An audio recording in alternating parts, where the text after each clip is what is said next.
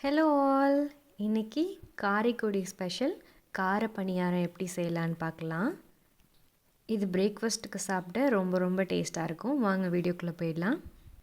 First ஒரு வானொலியில் 1-2 teaspoon நல்லெண்ணெய் இல்லை ஆயில் ஊற்றிட்டு அதில் கடுகு, கொஞ்சோண்டு உளுந்து, இது ரெண்டும் போட்டு பொரிஞ்சு வரணும்.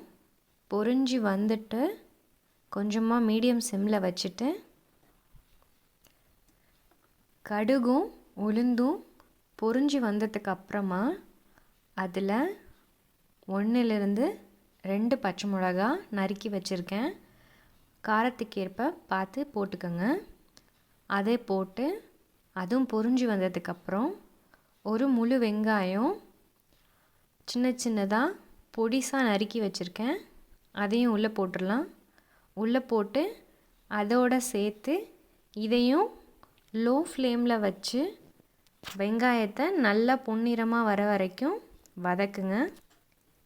வதக்கிட்டு இதில் நான் ஒரு சின்ன சைஸ் கேரட்டை கழுவிட்டு குட்டி குட்டியாக அரிஞ்சு இதில் போட்டிருக்கேன். அதையும் நல்லா பொன்னிறமாக வர வரைக்கும் வதக்குங்க. அப்புறம் கொஞ்சோண்டு கருவேப்பிலை, உப்பு வதக்கும் போது போட்டிங்கன்னா நல்லா வதங்கும்.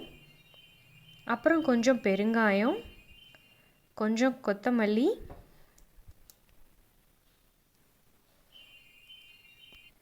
இதெல்லாம் சேர்த்துட்டு நல்லா வதங்கி வர வரைக்கும் அந்த ஆயிலே லோ ஃப்ளேமில் வச்சு நல்லா வதக்கிட்டு அதை தோசை மாவு கூட நான் கலந்து இந்த மாதிரி தண்ணி பதம் வர வரைக்கும் நல்லா கலந்து விட்டுருக்கேன். இது நான் 2 பேர் சாப்பிட்ற அளவுக்கு எடுத்திருக்கேன். எத்தனை பேருக்கு வேணுமோ அதை அப்படியே டபுள் பண்ணிக்கோங்க. அப்புறமா பணியார சட்டி ஹீட் ஆனதுக்கப்புறம் எல்லாத்துலேயும் ஒரு டீஸ்பூன் ஆயில் விட்டுருக்கேன்.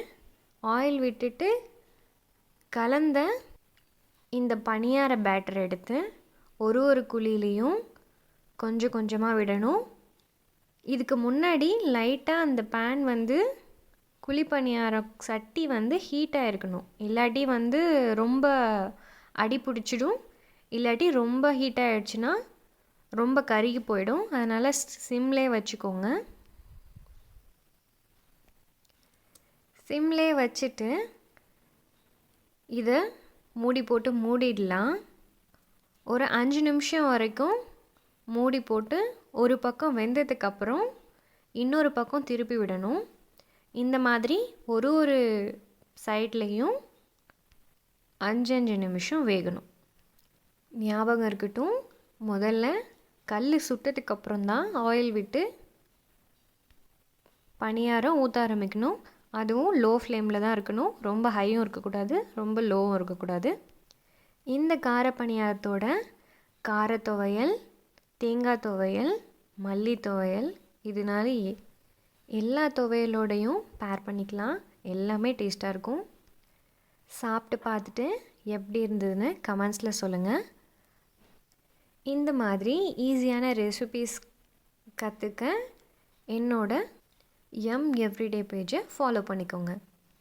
அடுத்து என்ன சமைக்கலான்னு கமெண்ட்ஸில் சொல்லுங்கள். நெக்ஸ்ட் ட்ரை பண்ணலாம். பாய்.